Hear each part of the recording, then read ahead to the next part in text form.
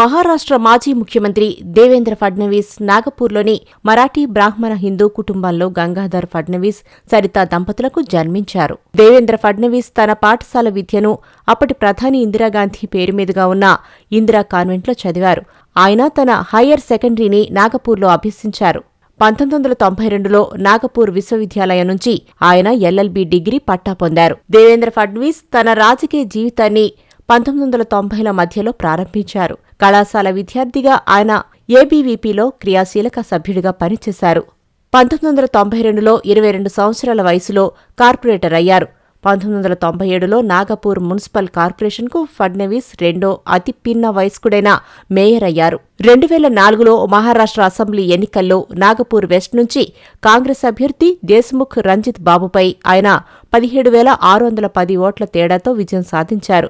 2009 ఎన్నికల్లో Nagpur south west నుంచి ఫడ్నవీస్ పోటీ చేసి అసెంబ్లీ ఎన్నికల్లో మళ్లీ విజయం సాధించారు. కాంగ్రెస్ అభ్యర్థి వికాస్ ఠాక్రేపై ఆయన గెలుపొందారు. 2010లో మహారాష్ట్ర బీజేపీ ప్రధాన కార్యదర్శిగా ఆయన నియమితులయ్యారు. 2013లో మహారాష్ట్ర బీజేపీ అధ్యక్షుడిగా దేవేంద్ర ఫడ్నవీస్ నియమితులయ్యారు. బీజేపీ విజయం తర్వాత 31 అక్టోబర్ 2014న మహారాష్ట్ర ముఖ్యమంత్రిగా ఫడ్నవీస్ ప్రమాణ స్వీకారం చేశారు.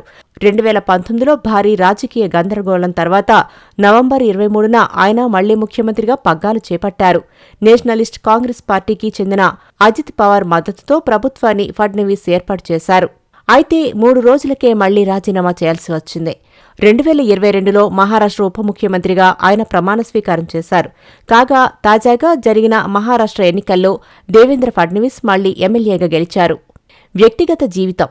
దేవేంద్ర ఫడ్నవీస్ బ్యాంకర్, సామాజిక కార్యకర్త అయిన అమృత ఫడ్నవీస్ను వివాహం చేసుకున్నారు. వారిద్దరికీ దివిజా ఫడ్నవీస్ అనే కుమార్తె ఉంది.